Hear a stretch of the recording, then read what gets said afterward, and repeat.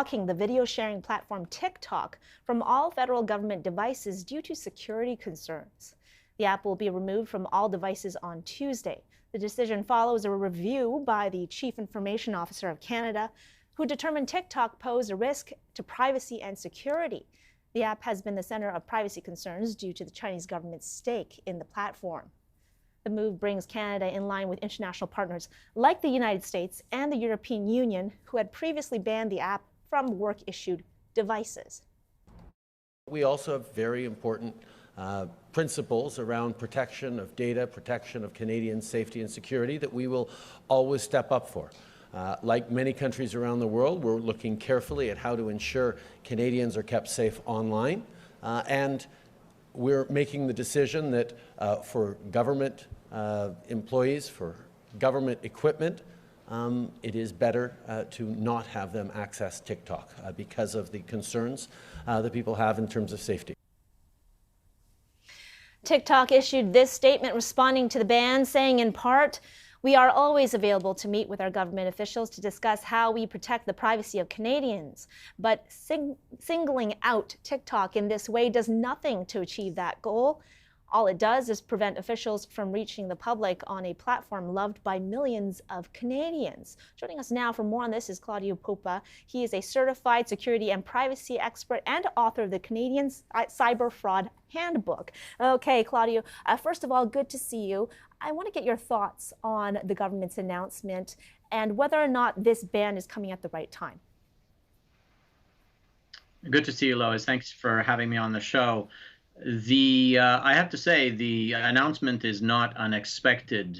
Other countries, including the ones you mentioned, but also Asian countries, Azerbaijan, Afghanistan, India, have been banning this application one at a time, citing a variety of concerns ranging from the proliferation of pornography all the way to our clear and present dangers around security and privacy. So yes, absolutely, it's timely, and quite frankly, it needed to be done quite a while ago. Claudiu, what is it about TikTok's method of collecting user data that could leave users vulnerable to cyber attacks? Well, the primary reason is that TikTok has so much government interference within its operations. Allegedly, the company that owns TikTok, ByteDance, has a number of people affiliated with the Chinese government on its board, and they have a lot of influence on how the organization runs. But in addition to that, their security law or cybersecurity law makes it so any company, any Chinese company, has to show its books and give access to information being collected by that company. They are required to give access to the Chinese government. Of course, this is done without notice. We would never find out. Canadian users, whether they be government users or individuals, would never find out that their personal information was accessed by the Chinese government. So that's what we're talking about when we say unacceptable level of privacy and security risk. How would you describe the level of threat then to government information, to our national security?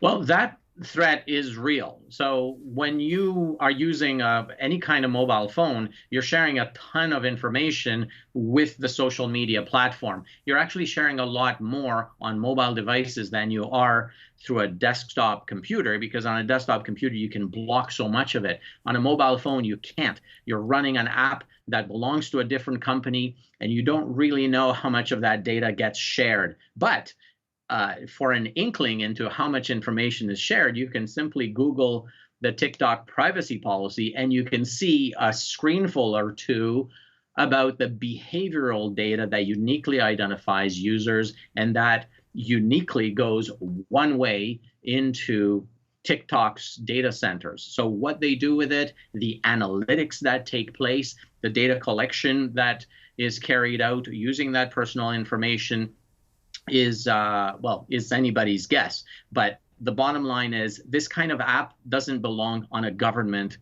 mobile phone. There's really no reason to have government employees or agencies use this thing on the personal or the individual work phones of government employees. If individual Canadians want to use it, then so be it. But from a government perspective, I don't see the use, and apparently neither does the government. Okay, Claudiu Popa, certified security and privacy expert and author of the Canadian Cyber Fraud Handbook. Thank you so much for joining us today. Thank you.